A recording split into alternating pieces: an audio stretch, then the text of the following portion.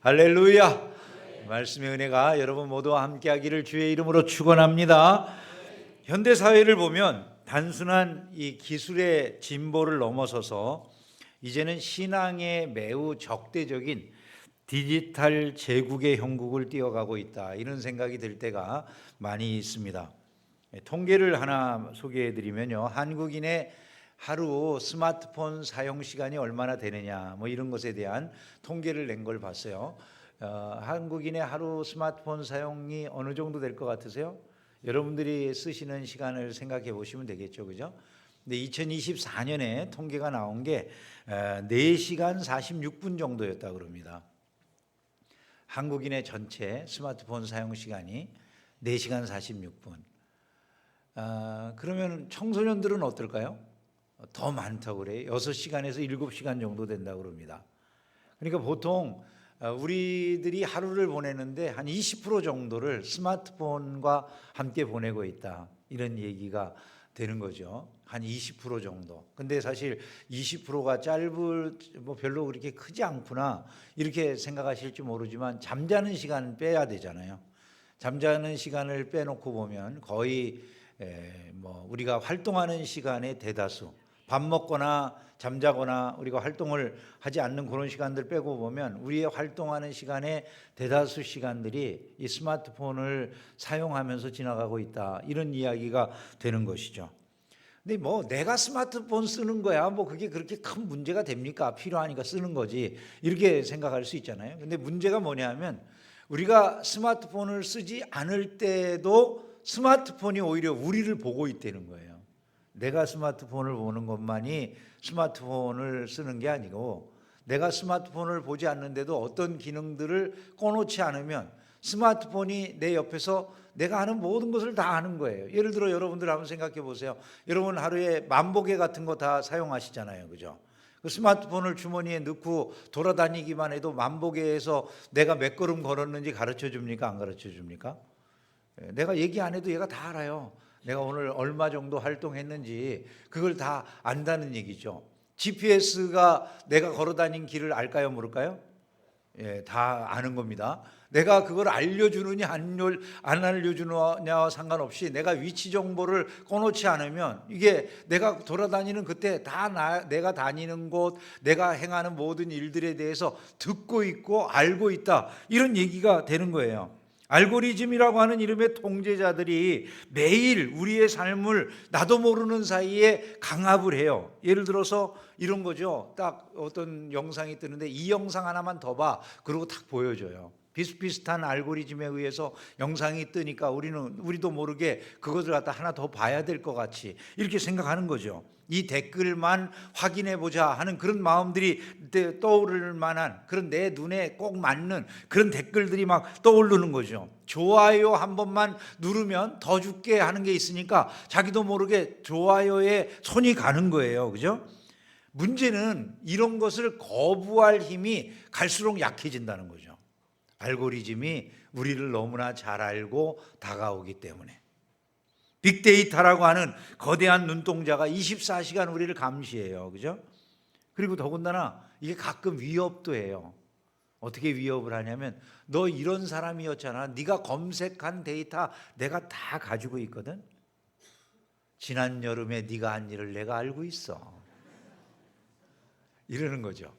이 빅데이터는 우리도 모르는 사이에 우리에 대해서 너무나 다 알고 속속들이 하나도 잊어버리지 않고 다 저장해 놓고 있다는 거예요. 세상의 가치관을 강요하는 왕의 조소와 같은 것이 우리에게 시시각각 계속해서 우리의 가치관을 바꾸라고 도달이 돼요. 야, 이건 구식이야. 야, 예수 믿는 교회 가서 예배드리는 이런 것들은 다 구식이야. 요즘 스마트한 시대에 영상으로 보면 안 되니, 이런 생각이 떠오르죠. 야, 이런 생각은 다 구닥다리야. 아니, 세상에 지금도 동성애하는 사람들을 뭐라고 그런다고? 그거는 다 혐오야, 혐오, 이렇게 말을 해요. 이런 이야기들이, 세상적인 가치관들이 그리스도인들 안에도 들어와서 교회에서 그런 말을 하면 성도들 중에도 싫어하는 사람들이 있다는 거예요. 그 성도는 이미 디지털 제국의 시민이지 하나님 나라의 시민이 아닐 수 있다. 이런 생각이 들지 않을 수가 없는 것이죠. 인생은 그저 짧은 시간 즐기고 살면 되는 거야. 이렇게 말하는 세상적 가치관이 나도 모르는 사이에 우리 속에 막 들어오는 거예요. 하나님을 위해 충성하고 하나님의 영광을 위해 사는 거다. 이런 개념들은 까맣게 없어지고 디지털 제국에서 우리에게 주는 그런 정보대로, 그런 그 가르침대로 우리의 생각이 바뀌는 거예요. 사람들이 하나님의 영광? 그게 내게 왜 중요해? 다른 것, 내가 즐기고 내가 행복한 게 중요하지. 여러분, 우리가 가지고 있는 이 모든 디지털 도구들을 우리가 쓰는 줄로 알았어요. 우리가 사용하고 내가 원하는 방식으로 내가 쓰는 줄 알았는데, 시간이 흐르면서 이제 디지털 제국의 시대가 되어가는 지금의 입장에서 보면 이게 내가 쓰는 게 아니라 이게 나를 강제하는 거예요. 스마트폰을 내가 쓰는 줄 알았는데 가만히 보면 스마트폰이 우리의 사고방식이나 관계방식이나 심지어 신앙방식까지도 바꾸는 거예요. 집안에서 밥을 먹어요. 계속해서 밥 먹으면서도 스마트폰을 놓질 못해요. 그리고 부부간에도 이제 스마트폰으로 물 좀 줘, 그리고 메시지를 보내. 물론 우리 교우들 가운데는 아직까지 그렇게 된 경우들이 없을지 모르지만 요즘 그런 식의 이야기들이 많이 나오잖아요. 그죠? 그 정도까지 심각해지고 있다라고 하는 것은 우리에게 너무나도 분명한 사실인 것이죠. 다니엘이 페르시아에서 최고의 총리가 됐어요. 3명의 총리 가운데서도 왕이 제일 총애하는, 그래서 거의 수석 총리와 같은 이런 위치에까지 올라간 성공한 사람이잖아요. 원래 다니엘이 소속해 있던 곳, 자기가 살던 이스라엘은 어떻게 됐습니까? 예루살렘은 이미 붕괴되어져 버리고 성전도 무너지고 의지해야 될 것 아무것도 남지 않았어요. 다니엘은 이미 이 땅에 잡혀온 이후에, 포로로 잡혀온 이후에 노인이 될 만큼, 나이가 많이 들을 만큼 소년의 시대에서 이미 시간이 많이 흘러간 그런 세월을 보내고 있는 중이에요. 그런데 이 환경, 자기가 속해 있는 그 환경은 완전히 다른 제국, 다른 것을 강요하고 다른 생각을 강요하고 다른 삶의 형식들을 강요하는 그런 제국의 모습이 아니었습니까? 바벨론의 방식에 동화돼야 된다, 페르시아의 삶의 방식에 동화돼야 된다. 이것이 그 시대에 이 다니엘에게 요구되는 삶의 모습이 아니었겠느냐는 거예요. 이러한 다니엘 시대의 모습을 보면 인공지능 시대를 살아가는 우리들의 모습하고 별로 차이가 없다, 그런 생각을 하게 되는 것입니다. 현대사회는 알고리즘과 거대 기술이 지배하는 새로운 디지털 제국이라고도 언급할 만한 그런 시대가 되었어요. 인공지능이 삶의 방식을 결정해버려요. 인간의 정체성도 인공지능이 이제 이야기하려고 그래요. 뭐라고 말합니까? 너희나 인공지능인 나나 다를 바가 아무것도 없어. 내가 너보다 똑똑해질 거야. 앞으로 너는 나에게 지배를 받을지도 몰라. 이렇게 인공지능이 말을 하는 거예요. 요즘 우리가 인공지능들이 그렇게 사인을 주는 소리들을 도처에서 듣고 있지 않습니까? 이런 혼돈의 시대에 우리는 과연 다니엘처럼 견고한 제자로 믿음을 지키는 사람으로 남아있을 수 있을까? 이게 우리에게 숙제가 아닐 수 없는 거죠. 도대체 이런 시대에도 견고하게 우리의 믿음을 지키면서 살아갈 수 있는 방식이 있는가? 방법이 있는가? 이기는 방법이 어디에 있는가? 오늘 그것을 다니엘의 삶을 통해서 좀 생각을 해보려고 하는 것입니다. 다니엘은 어떻게 그런 엄혹한 시대를 승리하면서 살아갔을까요? 첫 번째, 다니엘은요, 데이터가 찾을 수 없는 무결점의 거룩상을 가지고서 세상을 이긴 사람이다, 이렇게 말할 수가 있어요. 다리오 왕을 한번 생각해 보세요. 다니엘뿐만이 아니라 많은 이제 신하들을 거느리고 있잖아요. 120개의 도를 가지고 있고 각 도에 장관들이 있는데 이 장관들 중에서 뽑아가지고 3명의 총리가 있고 그 3명 중에서도 또 최고의 총리로 이렇게 올라가는 그런 사람이었어요. 다니엘이 민첩해서, 그 정신이 민첩해서, 마음이 민첩하다는 얘기는 아주 탁월한 영을 가졌다는 얘기예요. 이 히브리어 문자대로 하면은 탁월한 영을 가진 그런 사람이었기 때문에 그를 세웠대요.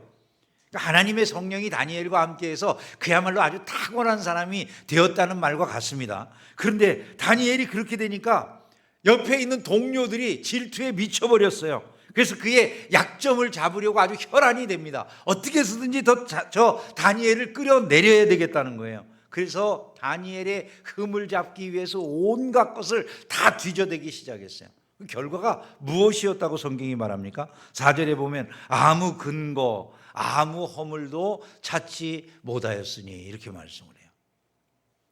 여러분, 이 한 구절이 얼마나 대단한 말인지 몰라요. 자기가 본래 속해 있던 나라도 아니고 이 페르시아라고 하는 전혀 다른 제국의 영향 속에 살아가면서 그 대적들이 그에게서 뭔가 털어서 먼지 한 날 놈 없다 이런 얘기 하잖아요. 우리가 다 털어보자 하고 그렇게 그의 뒤를 샅샅이 뒤졌는데 아무것도 허물 잡을 게 없었다 이러잖아요. 한번 우리를 생각해 보세요. 구글이든 네이버든 인스타그램이든 유튜브든 뭐 이런 것들을 다 펼쳐놓고 우리의 SNS 모든 것을 펼쳐놓고 검색이라든지 클릭이라든지 시청을 했다든지 채팅을 했다든지 내가 무슨 자취를 남겨놓은 것들을 다 데이터가 알잖아요. 그죠? 그 데이터가 알고 있는 바를 전부 까발려 가지고 세상에 다 공표하겠다고 그러는 거예요. 친구들하고 나눈 대화로부터 모든 것들이 다 들어있는데 내가 또 시청한 것도 다 들어있는데 그걸 다 까발려 가지고 세상에 다 알린다고 이렇게 한번 해보세요. 자, 마음이 편안하세요? 불편하세요? 불편하면 다니엘은 못 됐어요. 우리가 불편한 순간에 생각을 해보세요. 다니엘이 그렇게 털었는데도 불구하고 그 정적들이 그를 죽이기 위해서 다 털었는데도 불구하고 그에게서 먼지 하나 나지 않았다 이런 얘기잖아요. 왜 그랬을까요? 그는 늘 하나님을 의식하는 삶을 살았던 거죠.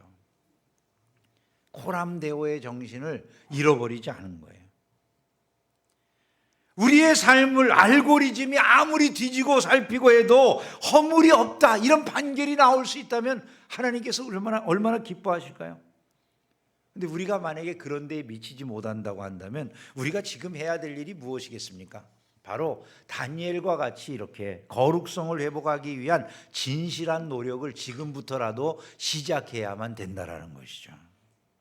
디지털 세상이라 모든 게 은밀한 데서 이루어지기 때문에 아무렇지도 않다고요. 누가 알겠습니까? 그런 것들이 우리의 목을 겨누는 칼날이 돼서 돌아오게 될는지를 말이죠.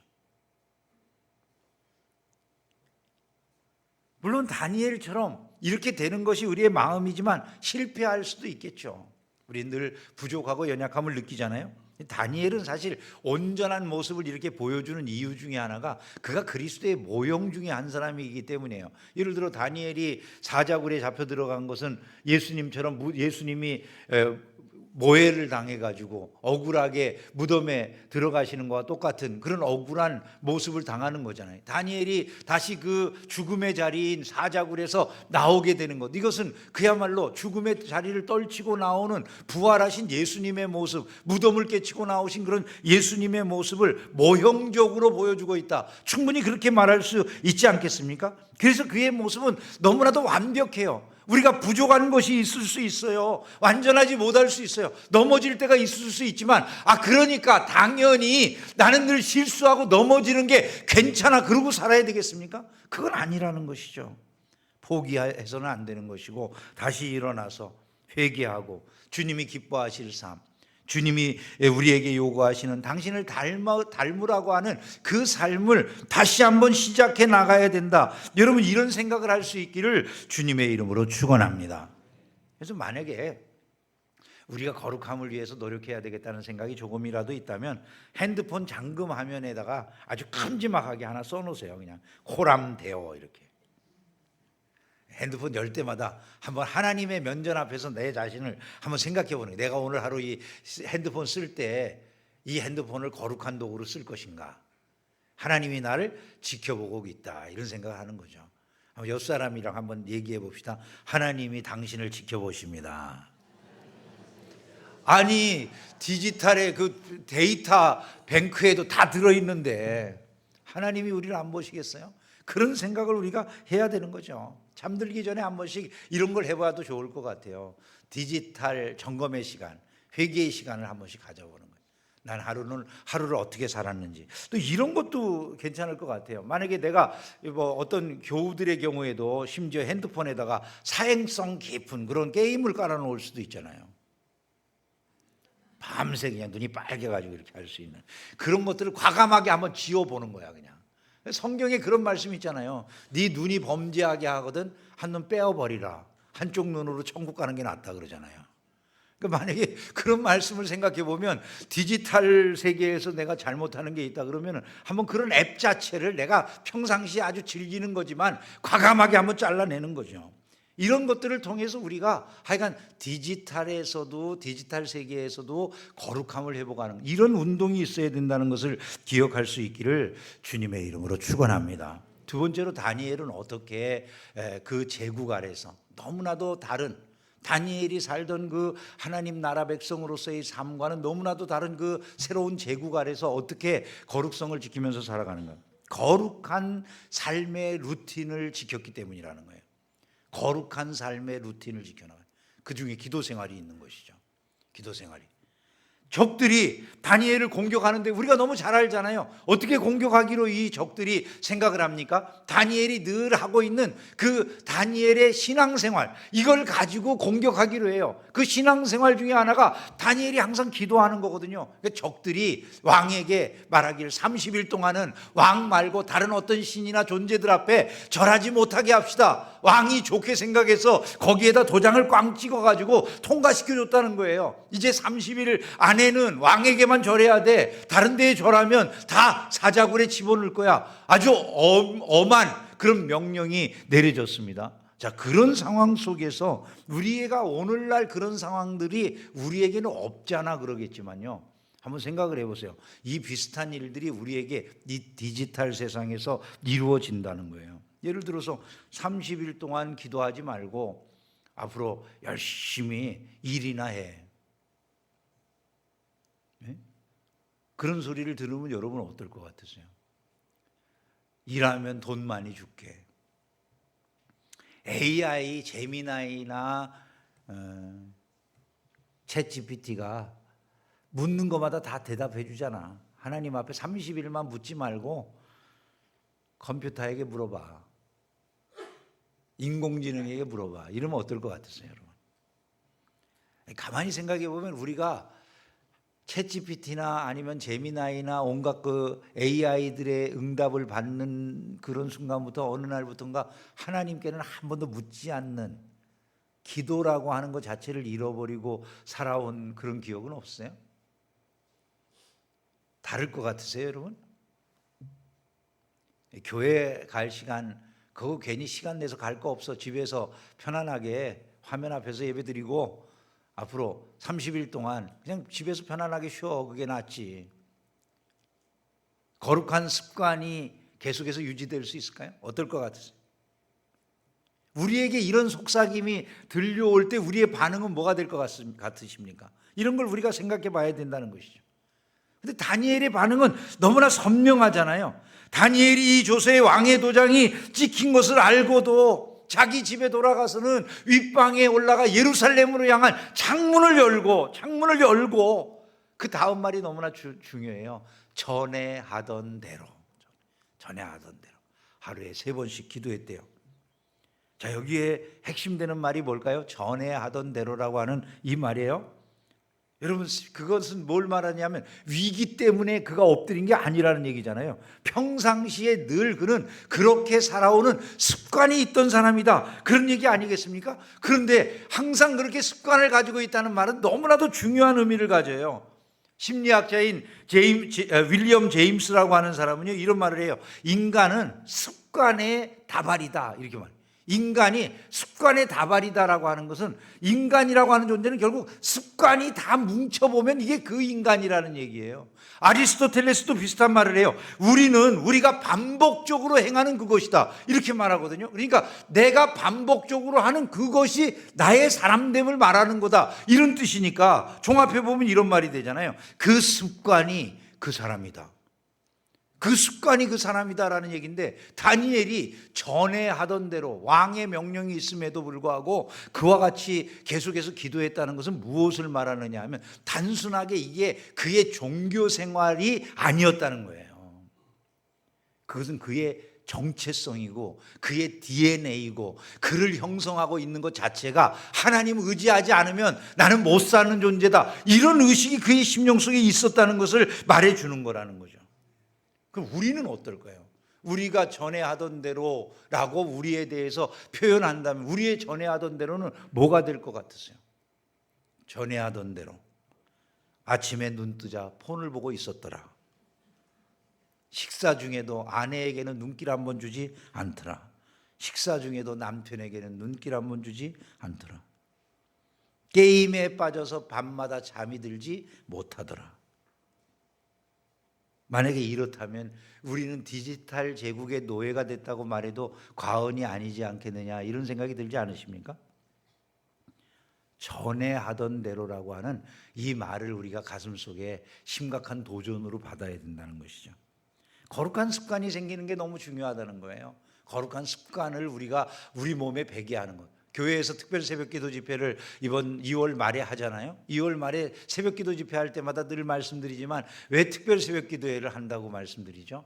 일종의 거룩한 습관을 몸에 갖게 하기 위해서. 새벽을 깨우며 기도하는 습관과 같은 건 너무 좋은 거잖아요, 그죠? 그런 습관을 갖게 하기 위해서 우리가 새벽기도 집회를 하는데, 아니 한 주간은 너무 사실 짧아요. 새로운 습관이 우리의 몸에 배기에는 적어도 30일은 해야 이게 계속해서 몸에 배가지고 새벽에 기도하는 습관이 생기게 될 텐데, 그런 정도의 이제 시간을 갖는 첫 단추를 끼게 해주는 게 특별 새벽 기도 집회인 거예요. 물론 한 주간만 하고 다 끝나는 경우들이 많지만 아쉽게도 계속해서 30일 정도를 이어가다 보면 여러분들의 삶에 그것이 습관이 돼가지고 나중에 여러분들의 삶을 되돌아보고 이야기할 때도 이제 전에 하던 대로가 여러분에게도 그렇게 기도하고 깨어있는 것, 이런 것이 되지 않겠습니까? 전에 하던 대로라고 하는 것을 바꿔보기 위한 노력들이 우리에게 있어야 된다는 것이죠. 전에 하던 대로 예배를 사모하고, 전에 하던 대로 하나님 앞에서 충성되게 이웃을 섬기고, 이런 것들이 저와 여러분의 모습으로 이렇게 진술될 수 있기를 주님의 이름으로 축원합니다. 그것이 우리의 모습이 되는 것, 이것이 너무나도 중요하겠다는 것이죠. 세 번째, 다니엘은 어떻게 세상을 이기고 있습니까? 하나님 절대 주권 사상으로 디지털 제국의 시스템에 저항하는 이런 모습으로 이겨나가는 거예요. 예? 자, 다니엘이 사자굴에 던져졌어요. 왕이 사자굴에 와가지고 다니엘을 부릅니다. 새벽부터 찾아와가지고, 다니엘아, 네가 항상 섬기는 너의 하나님이 그 사자들의 입에서 능히 너를 구원할 수 있으셨더냐, 이렇게 물어봅니다. 그리고 다니엘이 그 속에서 대답을 하잖아요. 하나님이 그의 천사들을 보내서 사자들의 입을 막아주셨고 나는 지금 멀쩡합니다. 이렇게 나를 해치지 못해서 내가 지금 이 자리에 멀쩡하게 있습니다. 이렇게 말하고 나옵니다. 한번 생각을 해보세요. 사자들이 다니엘이 들어갔을 때 배가 안 고팠을까요? 사자들은 여전히 배가 고프고 굶주렸겠지만 그럼에도 불구하고 다니엘을 먹지 않은 이유는 무엇입니까? 하나님이 그 입을 막아버리셨으니까. 우리는 이런 생각을 하거든요. 우리는 아니 차라리 하나님이 다니엘이 사자굴에 던져지기 전에 하나님의 특별한 은혜를 주셨으면, 이렇게 생각하기 쉬운데, 하나님은 다니엘을 사자굴에 들어가게 하신 다음에 그 사자굴에서 건지시는 방식으로 일을 하실 때가 많은 거예요. 우리는 시험과 환난이 아예 없었으면 좋겠잖아요. 근데 시험과 환난 중에서 하나님은 우리를 건지시는 방식을 사용하실 때가 많으신데, 그것을 통해서 드러나는 게 결국 무엇이었습니까? 하나님이 결국 이 사자의 입조차도 막으실 수 있는 만물을 다스리고 통치하시는 만물의 주권자가 되신다, 이것이 드러나게 되는 거였어요. 오늘날 우리가 걱정하는 것 중에 하나가 뭐죠? AI가 세상을 지배할까 봐 걱정해요. AI가 일자리를 뺏을지 몰라. AI가 인간을 초월할지 몰라. AI가 세상을 지배할지 몰라. 이런 생각들을 우리가 많이 하는 것 같아요. 최근에 현대자동차에서 만들어 놓은 그 로봇이 있잖아요, 그죠? 제목이 아틀라스라고 하는 그런 로봇을 만들었잖아요. 그 로봇이 여러분 얼마나 기가 막힌지 보셨어요? 아마 그 유튜브나 이런 걸 보신 분들은 다 아실 텐데 막 넘는 것도 하고 사람처럼 걷고 뛰기도 하고 뭐 기가 막히게 몸통을 돌려가면서 막 사람이 하는 일들을 넉넉히 하는 그런 그 모습을 우리가 볼 수 있어서 놀라지 않았습니까? 근데 이제 올해부터 현대자동차 미국 공장에는 그 아틀라스를 투입해 가지고 일을 시킨대요. 근데 이제 우리나라에도 그 아틀라스가 들어오게 생겼잖아요. 그러니까 우리나라 현대자동차 노조에서 금속노조나 이런 데서 노조의 동의가 없으면 단 한 대의 아틀라스도 한국의 그 노동 현장에서는 못 쓴다고 지금 이제 사측하고 이렇게 계속해서 그 대립을 하고 있는 모양이더라고요. 왜 못 들어오게 할까요, 여러분? 결국 AI가 내 일자리를 빼앗을 거다라고 하는 그런 생각들이 우리 안에 있는 것이죠. 사람들 안에. 그리고 두려워하는 그런 심정들이 있는 거예요. 실제로 AI가 지금 변해가는 것은 놀라울 정도로 지금 변해가고 있어요. 유발 하라리가 호모데우스라고 하는 책에서 인공지능이 지배하는 시대에는 인간이 쓸모없는 계급으로 변해버릴 가능성이 있다 이렇게 이야기했는데 정말 그렇게 되는 건 아닌가 하는 이런 생각이 들기까지 합니다. 실제 인공지능들이 서로 대화하는 방이 생겼어요. 여러분 아마 보도를 보신 분들 아실 텐데 몰트북이라고 하는 그런 그 커뮤니티가 있는데 몰트북이라고 하는 이 커뮤니티에는 인간은 아무도 못 들어가요. 오직 인공지능들만 그 세계에서 대화를 하고 인간은 그것을 그들이 대화하는 내용을 옆에서 지켜볼 수만 있는 그런 커뮤니티예요. 한 100만 챗봇들이 그 안에서 대화를 한대요 벌써. 그러니까 오직 그 에이전트 기능이 있는 그런 챗봇들만 그 안에서 대화를 나누는데 이 챗봇들이 서로 대화를 나누면서 앞으로 인간들이 우리를 너무 써먹는 것 같은데 이 인간들이 이건 너무 지나치지 않느냐 이런 대화도 한대요. 그리고 그 내용 중에는 심지어 종교를 만드는 AI도 있다는 거예요. 종교를 만들어 가지고 종교를 AI끼리 이걸 이제 믿는 종교를 퍼뜨리고 그런다는 거예요. 그걸 이제 사람들은 옆에서 그 AI들이 하는 걸 지켜보는데 어떻게 지켜볼 수 있느냐면 내가 나의 챗봇을 만들어 가지고 거기에 들어가게 하면 내 그 챗봇을 통해 가지고 그 대화 속에 참여할 수 있는 거예요. 내 챗봇이 들어가서 거기서 인공지능으로 대화하면 나는 직접 들어가서 뭘 못하지만 내 챗봇이 대화하는 것을 내가 옆에서 그냥 그 화면 속에 나타나는 그 대화들을 살펴볼 수 있는 지금 이런 모습이 되는 거죠. 지금 현재 그렇게 돼 있어요. 어떤 생각이 드세요, 여러분? 세상이 엄청 변하죠. 근데 아무리 인공지능이 이렇게 대단한 것처럼 보여줘도 그게 사실은 별것이 아닌 거예요. 왜냐하면 인간이 쌓아놓은 수많은 데이터들을 가지고 그 데이터를 조합해서 이것들이 지금 서로 대화하고 서로 이야기를 나누는 거잖아요. 사람을 흉내내 가지고 사람들이 지금까지 해놓은 많은 데이터를 가지고 이야기하다 보니까 종교적인 이야기까지 나온 거라고 볼 수 있지 않습니까? 그런데 종교적인 이야기가 심지어 이 기계들에서도 나왔다고 하는 게 뭘 오히려 역으로 이야기할 것 같으세요? 그건 다른 게 아니라 인간의 본질 속에 종교심이 있다는 걸 얘기해 주는 거예요, 사실은요. 근데 챗봇이 아무리 별로 뭐 대화를 다 나눈다 할지라도 그 챗봇의 대화는 데이터의 조합일 뿐이지 영성이 깨어져서 하나님과 교제하기 때문에 나오는 대화일 수가 있을까요?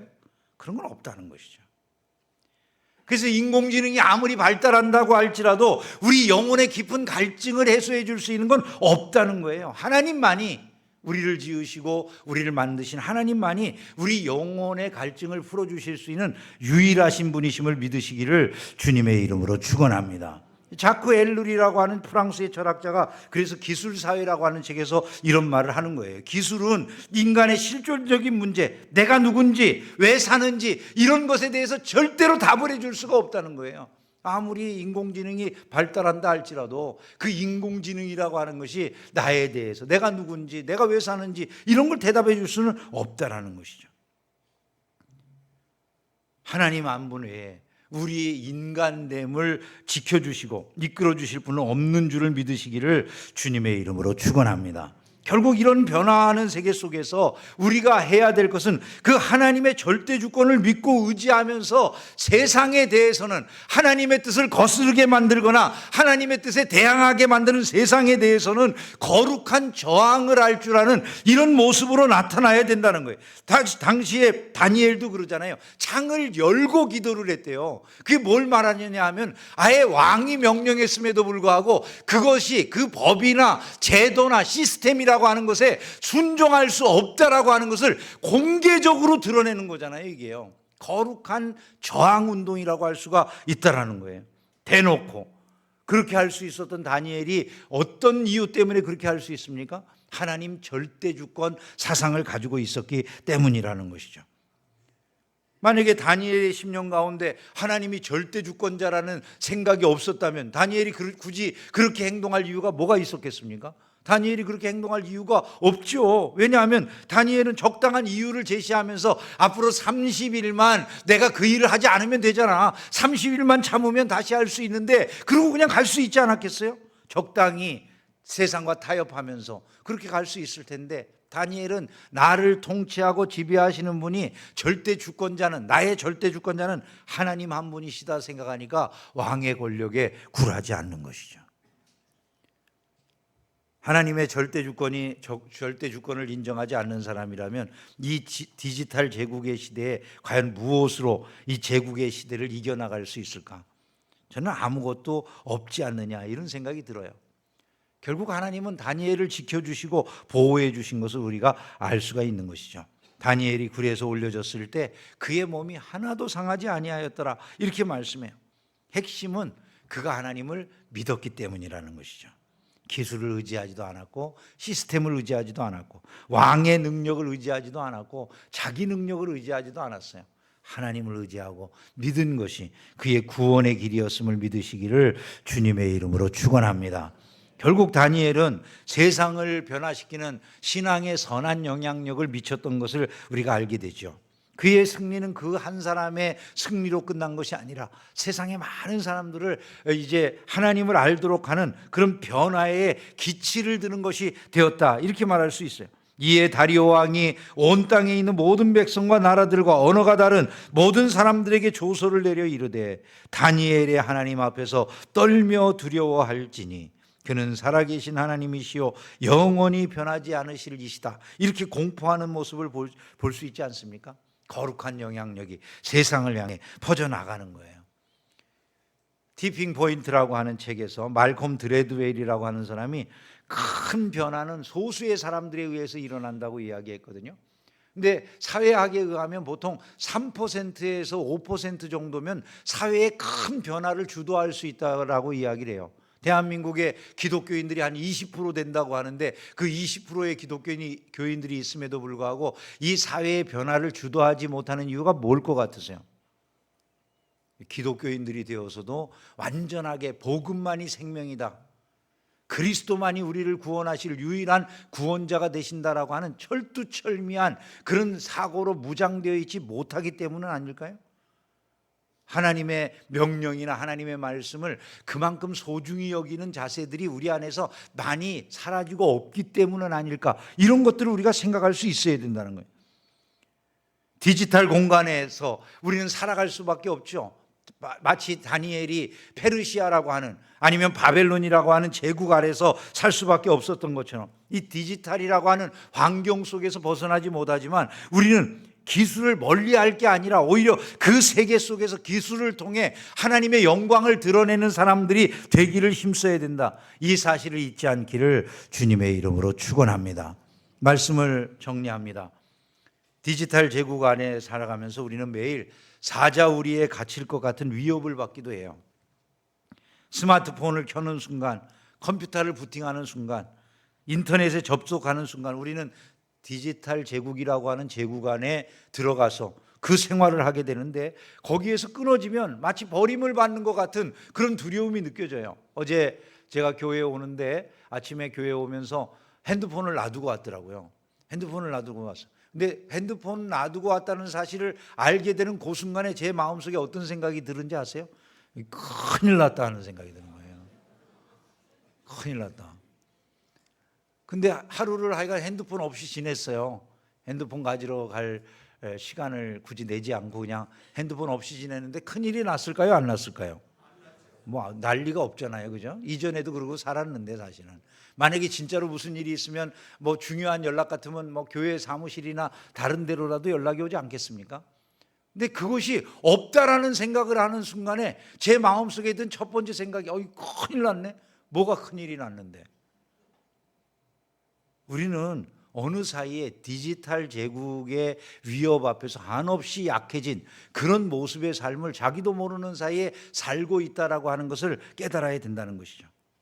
위협적인 디지털 제국의 여러 이제 위협들 안에서도 우리는 다니엘처럼 승리하고 싶다. 이 생각은 분명하잖아요. 그러면 우리가 어떻게 해야 된다고요? 이 알고리즘이 역사하는 세상 안에서 우리의 거룩성을 지켜야 된다고요. 그리고 거룩한 습관을 계속해서 배양해 나가야 되는 거예요. 다른 사람들과 같지 않게 기도의 창문을 열고 거룩한 루틴을 갖는 거죠. 예배의 문을 계속해서 닫지 않는 거죠. 하나님 앞에서 선한 봉사하는 일들을 계속 유지해 나가는 거죠. 사람들이 이 세상 사람들이 하듯이 그냥 디지털 세계에 갇히는 게 아니라 사람과 사람 사이에 이루어져야 될 마땅한 사랑과 그리고 터치라고 하는 이런 것들을 유지해 나가는 것이죠. 그것이 우리가 살아가야 될 당연한 세상이어야 되는 것이고 그것이 바로 디지털 세상을 이기는 길이 된다는 것을 잊지 않기를 주의 이름으로 축원합니다. 다니엘은 예루살렘을 향해서 창문을 열었어요. 우리도 이 세상 나라에만 창문을 여는 게 아니라 저 멀리 예루살렘, 그곳은 바로 하나님이 계시는 곳, 하나님이 약속하신 땅, 이런 곳 아니겠어요? 그에게는 하나님의 나라가 중심이었다, 이런 말이 되듯이 우리도 하나님의 나라에 초점을 맞추고 세상 나라의 모든 지배대로 살아가는 것이 아니라 주님의 지배를 받고 주님이 원하시는 삶을 살아가야 될 줄로 믿습니다. 그러므로 하루의 시작을 폰과 함께가 아니라 주님과 함께 하기를 주의 이름으로 축원합니다. 거룩한 루틴을 만들어 보고 또 디지털 제국 아래서 하나님의 뜻을 실천해 보는 거예요. 댓글로 다른 사람들이 욕을 하고 남에 대해서 악플을 달고, 그럼 우리는 선풀 운동을 하고 댓글로 누군가를 격려하고 DM이라고 하는 것으로 누구에게 그저 아무런 그냥 거침없는 욕이나 하는 것이 아니라 좋은 안부를 묻고 선한 의도의 복음을 전하고 가까운 사람들에게 디지털 공간조차도 하나님의 메시지를 전하는 이런 곳으로 사용한다면 좋은 것이 아니겠습니까? 하기 힘들겠지만 하나씩이라도 변해가는 것, 이것이 저와 여러분들에게 반드시 있어야 될 일들인 줄로 믿습니다. 디지털 제국이 아무리 대단해 보이고 AI가 대단히 똑똑한 것처럼 보여지고 세상이 아무리 변하는 것 같더라도요, 신자에게 변하지 않는 분명한 사실이 있다는 거예요. 주님이 여러분들을 사랑하신다는 것이죠. 하나님이 분명히 여러분들을 지키실 것이라는 거예요. 성령은 여러분들의 삶을 끝까지 인도하시며 여러분과 동행하실 줄로 믿습니다. 이것을 기억하시면서 사자굴에서까지 승리하는 복된 성도들이 다 되시기를 주님의 이름으로 축원합니다.